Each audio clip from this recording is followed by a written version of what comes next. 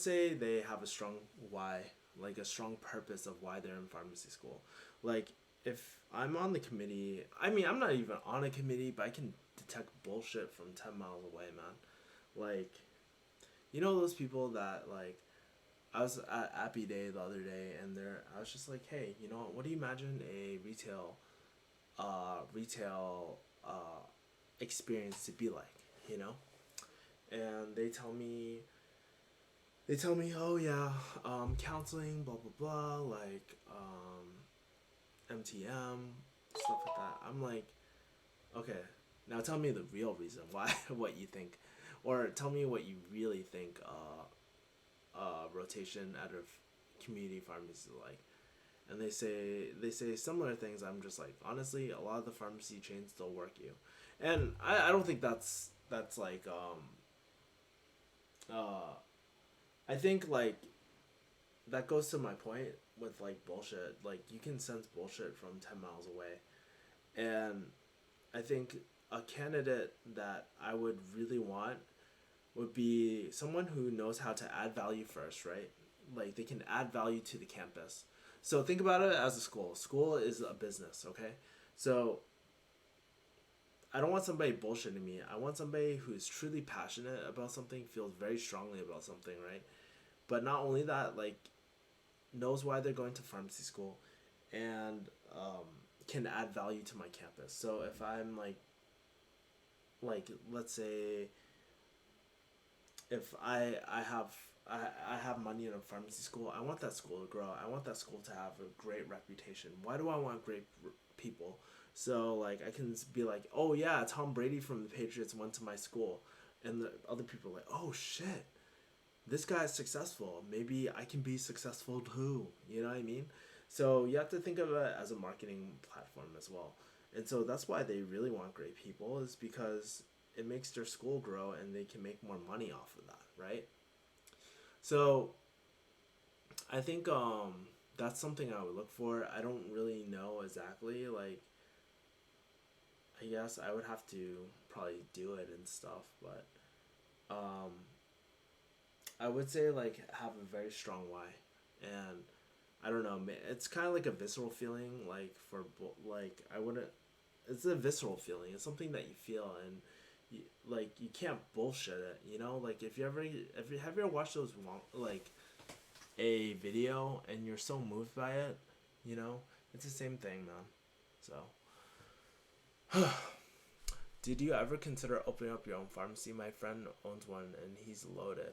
No, never considered one because it's high liability and it's just like a field I don't want to do. You know what I mean?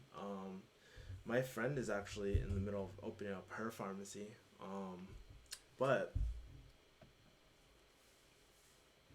it's a lot of hard work, and it's a brick and mortar, you know, so it's a lot more liability. I think like for me, I prefer digital, like more scalable type of things. I want the option to be a digital nomad if I can, you know, and work away from home. So I think I think that's really cool. Like I just want to work anywhere in the world, you know. That'd be really cool for me.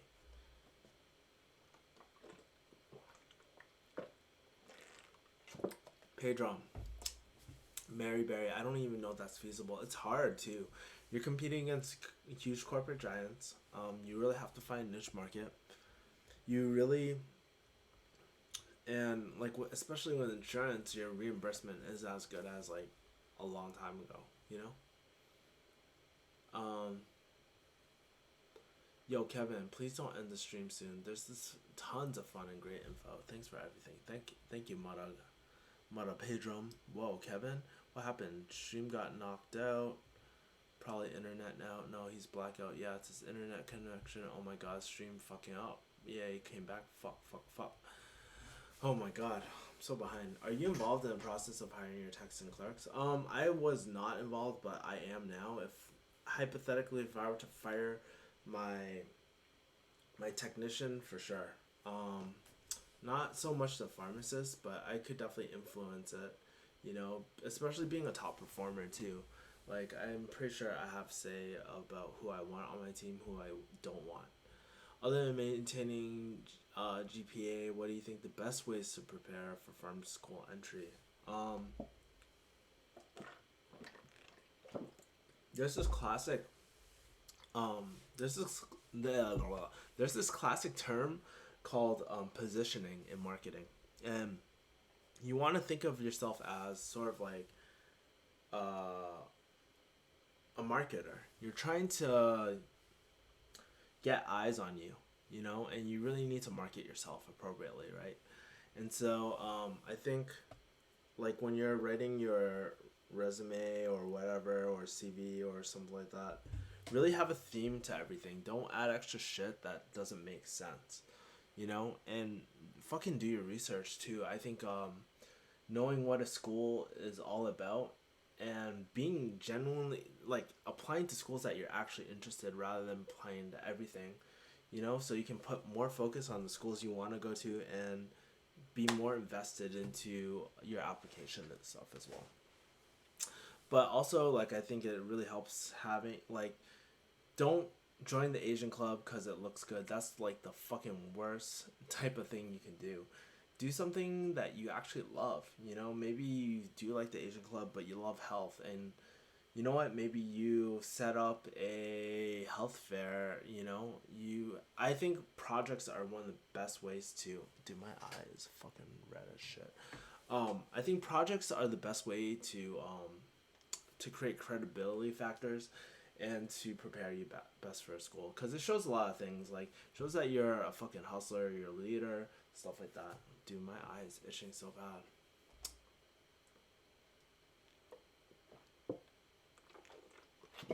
By the way, your highness, I feel like I'm talking to a king here. By the way, your highness, I think that's your question is actually a really good example of asking a good question. A lot of time people will be like, uh will just ask, what do you think are the best ways to prepare for pharmacy school? Um, and 99% of people will be like, oh, have a good GPA. But that's a really good example. You asked it in a really smart way to get a deeper answer from someone. So I really liked how and that's the same trick I use a lot. Other than blah, blah, blah, what is, you know what I mean? That's a really good way to ask a question. And it shows that you do research and you think ahead. So I really like that, how you ask that question. How much money does the community service hours help when applying to schools? Honestly, I barely did any community service, so I just did shit I was really into. I was really passionate like about the like Asian club and stuff, and I was very passionate about it. You know, I don't think I talked about it in the thing, but I just did stuff that I was really interested in, and the more things that you can do that you're interested in, the more stories you can tell, and stories definitely sell your application a lot better, than someone that has no stories. Hey Kevin, I'm trying to build my reputation as a dentist by marketing yourself by creating a website. How essential is a website for a business? How did you build your refugee hustle website? So I wouldn't say my refugee hustle website is the super successful yet. Big things coming in 2017, by the way. But you want to build out your website and basically market yourself out. First of all, you gotta ask yourself, what is the purpose of your website? Is it just to get famous, stuff like that? If it's just for that, then you're best off just doing Yelp, or I guess like in Hong Kong it's OpenRice. I don't know. I don't know if people go on OpenRice for fucking dentists and shit, but I would really start thinking about like what is the point of a website. For me, Refugee Hustle, I post a lot of content, so I post a lot of like my stories, my personal stories on Refugee Hustle, and they're entertaining, and I want to get people to sign up for my email list, so later I can, if there's any cool courses that they might be interested in, I can show them their way and start generating money that way, right? And I think for you, you have to think about what is the value that my patients or people that are reading going to get, you know? And whether like it's like kind of like whether you're doing like a Instagram thing, like if you guys ever been on my Instagram, I share like stories all the time, and it's probably not the best platform for sharing stories, but I do it just because like I like to share these short little nuggets to people, and I just practice my writing that way. So, um, uh, I think depending on how, if you're talking about business though, you can either look at it as a marketing platform, or you can look at it as a revenue generating platform. I don't know. Maybe you want to do a course on like how to get in dentistry school, or a course on blah blah blah, or affiliate marketing when you're actually selling products and you're getting a cut. There's a lot of ways to generate revenue from a website. But I think more important than that, more than just generating money, what's the end value that you're gonna offer to the people that are gonna land on your site? You know. Uh, I'm playing around with Wix. I don't know what Wix is. Thank you for answering your questions, Kevin. Have a good night. Hey, thanks, Mary Berry. Not much to be honest from my experience, barely anything. The Asian Club. Thanks for the stream. Dope as usual. 3 a.m. Gotta head off. Thanks, DJ Zealous, man. Kevin Yee, another 2 questions. They're gonna interview on me. Give me an example of time when you made a mistake at work. How did you handle the problem? Thanks for your answer, Kevin. Really good perspective as well. Give an example of a coworker who did not provide good customer service. What did you do? If you could give me some more prospective info, that'd be mighty great. So, let me help, Pedro. Let me help break these questions down for you, and maybe that'll be easier.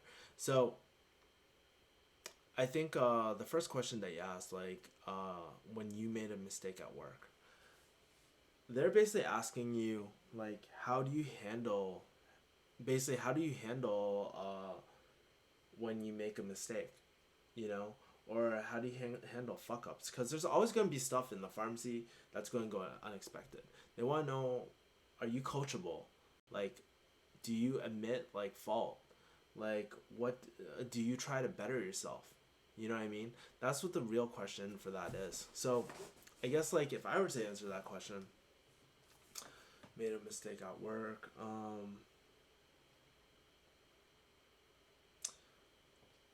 I guess like one time, it was my first time actually, like, so I was an intern. I was like going into my last year soon, and then I just noticed this technician. She was just not following workflow at all. Like, she was not being a team player. She would just avoid. She'd be very rude to customers and stuff. And my smart ass. So here's the thing: you don't want to be when you're answering these questions and you're talking about mistakes, try to focus on a story that doesn't make you look like a total dumbass. You want to make sure that you had good intentions too going into it. So this story, like, I remember trying to coach one of the interns. The pharmacist was like, "Hey, Kevin, you should practice." I'm like, "Okay," you know. And I thought it was just gonna be easy conversation, just talk to her and just be like, "Hey, you need to do this," and done. Well, I was a fucking dumbass. I had really good intentions going in, and I was like, "Hey, you need to do this," and she like fucking yelled, and she's like, I think you're out of place, blah blah blah." I was like, "What are you talking about? I'm an intern, blah blah blah," and it just went bad. But from what I learned from that experience, what I should have done is actually ask them, "Hey, you know what do you think about this?" Or have some sort of say in what they're saying.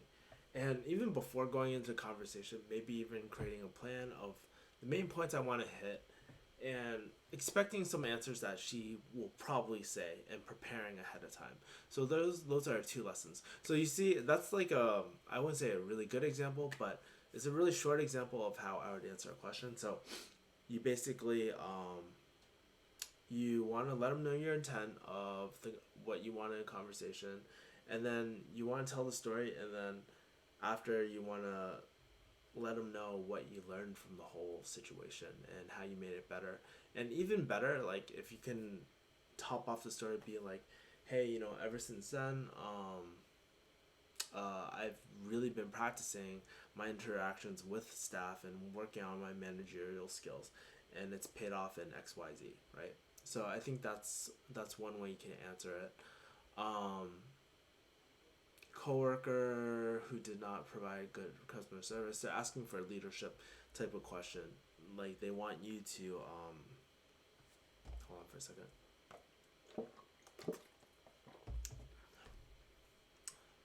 Yeah, so it's basically that's like the story I gave you pretty much. But it's basically how do you motivate people or how do you change people's behavior, which is really important in pharmacy. Okay, peace out, Kevin. 3 in the morning. Do physician? Okay. Later, staff one. Do physicians and pharmacists work together or get along? Yeah, I have a lot of physician friends. I mean, sometimes like I get it. There's like stupid questions, but we have to. Unfortunately, due to the laws and stuff, we have to ask a lot of dumb questions. Just for documentation's sake. I hate it. They hate it. It's a lose-lose situation, man. I don't want to waste their time because they're busy and stuff, but sometimes they get pissed at us. I get it, man. So I don't get angry at them. I'm just like, hey, you know what? I totally, like, when they're like, oh, God, blah, blah, blah. I'm always like, hey, you know what, doctor, blah, blah, blah. I totally get it. You're really busy. I don't mean to just throw all these questions for you, but you know how it is. We have to have all these documentation type of things. So usually they're like, oh, I get it, man. Like, you're a good guy, Kevin, blah, blah, blah. So that's usually how I do it. But there's also collaborative practice agreements too. So those are a good thing too. Where pharmacists can work under protocol, write out prescriptions and stuff too. In your opinion, what are good pharmacy schools in California? I'm hella biased. I heard USC, homie, shit. I don't really know a lot of the California schools, man. I know there's like the one that the law book. I think that's UCSF. I think I don't remember. And I heard UCSD has a really good research program and stuff like that too. But I don't really know a lot of the pharmacy schools. I only know like the local ones. Like I know Western because I had a homie or a friend that I met like from Meetup.com, and she actually graduated from there. She's doing residency right now. I'm not expert like Kevin, but from what I heard, what school you went to is not a big factor when it comes to hiring. At least for retail, you're 100% right. I don't think it fucking makes a difference, dude. I don't even care. I don't like. It's a character traits, man. Like people think like, just because you go at Harvard or just because you go at MIT or something, you're set for life. No, you still have to put in work, dude. Maybe not as much because you have a lot of credibility behind you, but no matter what, you have to put in work and add value. And that's why I'm just like, school does not matter. If you're trying your best to hustle, that shit should not matter. And it will show in your character, in your stories, and your results. So, yeah. All the farm schools in California are 8%. Ooh, damn, that sucks, man.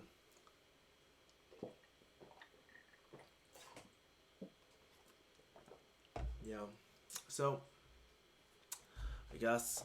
Oh man, my throat is like killing me right now. Oh my god, it's 12:06. Shit.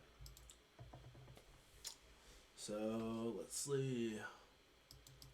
I spent an inordinate amount of time. Prescriptions, got pens and yeah, that's hella funny. Just 2 days. Some of my patients have been waiting for 2 weeks. Yeah. All right, I think that's the end of the Reddit article. I think I've done enough Q&A, and I'm doing just Q&A right now, so I'm just gonna pull my face back up. Deal.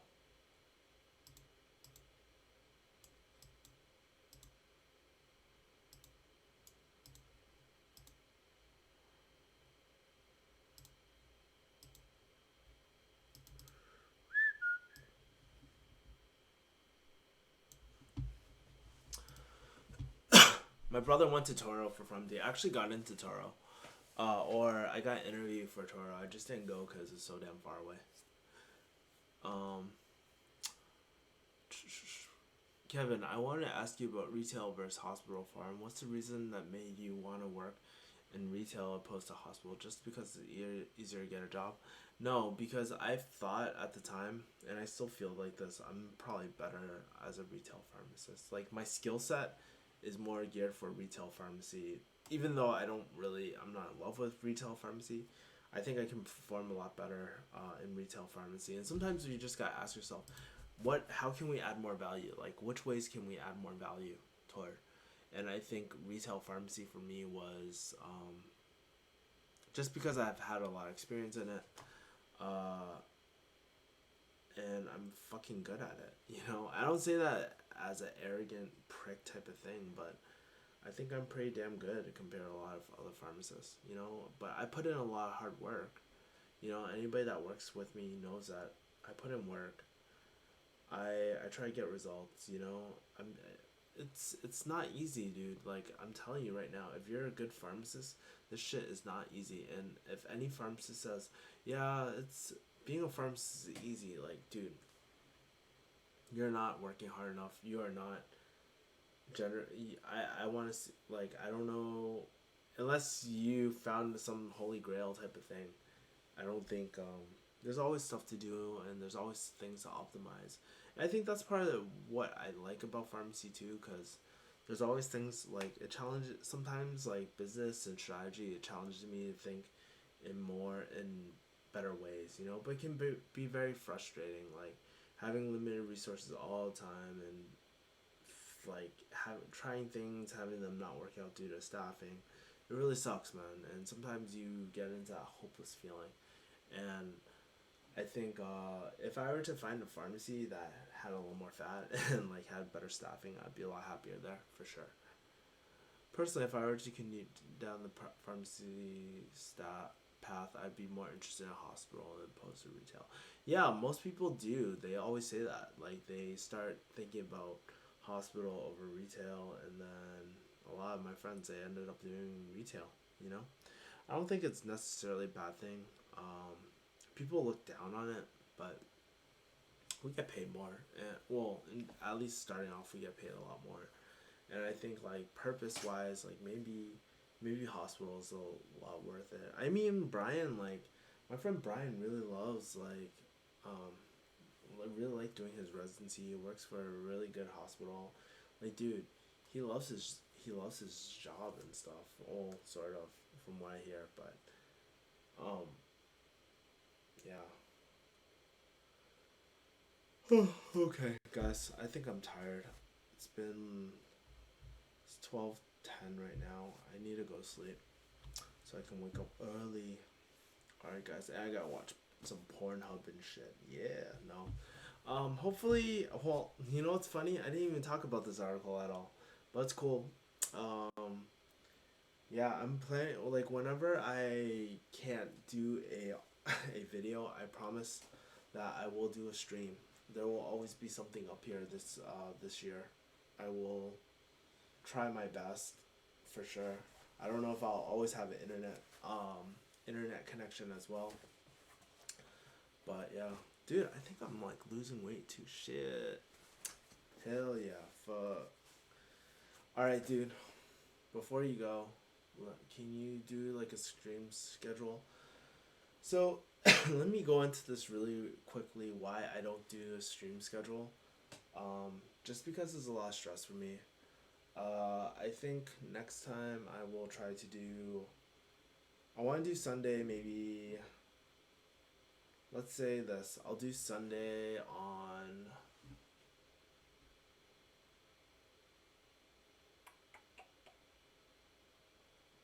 Uh, I need to think about it, man.